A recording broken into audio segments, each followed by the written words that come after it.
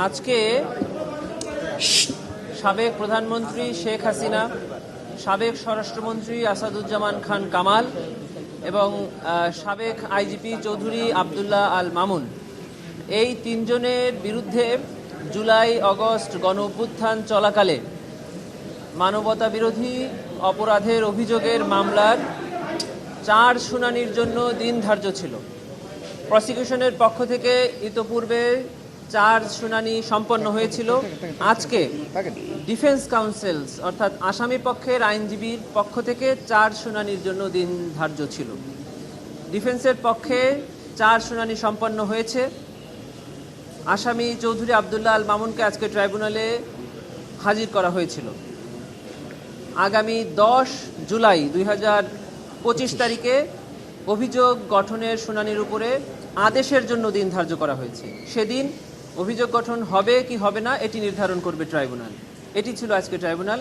প্রসিকিউশনের পক্ষ থেকে জুলাই গণ অভ্যুত্থান চলাকালে এই 3 জনের বিরুদ্ধে 5টি সুনির্দিষ্ট অভিযোগ আনা হয়েছে।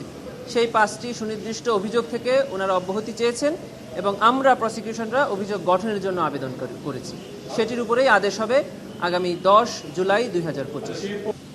এই মামলার আসামি পক্ষের আইনজীবী তার ডিসচার্জ হিয়ারিং অর্থাৎ অভিযোগ থেকে অব্যাহতির শুনানিতে 2টি পয়েন্ট মূলত উল্লেখ করেছেন। একটি হলো যে এই যে 1973 সালে আন্তর্জাতিক অপরাধ ট্রাইব্যুনাল আইন, এটি একটি যুদ্ধাপরাধ আইন এবং এটি যুদ্ধকালীন সময়ে সংঘটিত অপরাধের জন্য তৈরি করা হয়েছিল। এটি ছিল ওনাদের আর্গুমেন্ট।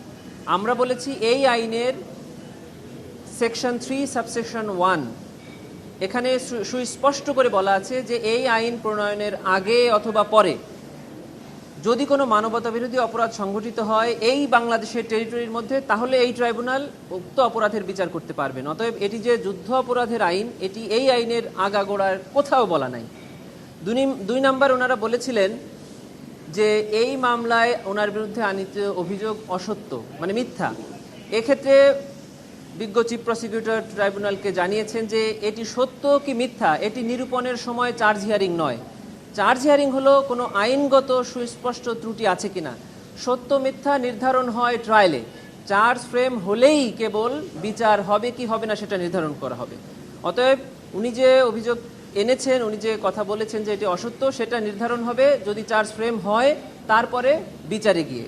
সেজন্য ওনার এই সাবমিশন গ্রহণযোগ্য নয়। এটি আমাদের পক্ষ থেকে বিজ্ঞ চিফ প্রসিকিউটর বলেছেন।